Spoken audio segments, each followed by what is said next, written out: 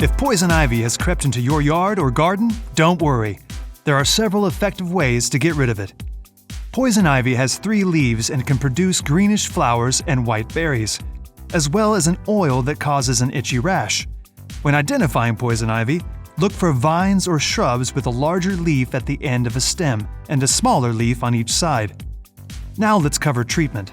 Keep in mind, sometimes using a combination of these methods works best. The most effective option is pulling by hand.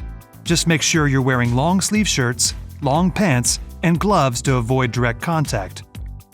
To smother poison ivy, place a sheet of rubber, plastic, or thick cardboard over the plants.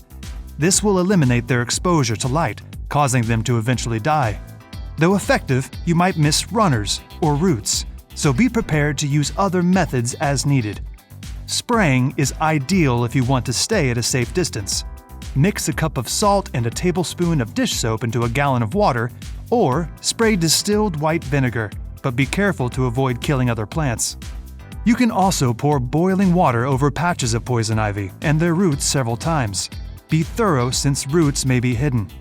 If natural treatment options haven't worked, herbicides are extremely effective but should be used with care, especially when used around people and pets. Even after you've eliminated poison ivy from your yard, it's important to take the necessary precautions to prevent a reaction. The oily toxin can remain active for years after exposure, so be sure to wash your skin, clothing, and tools immediately and thoroughly. Use alcohol, vinegar, or a degreaser to remove any remaining oil.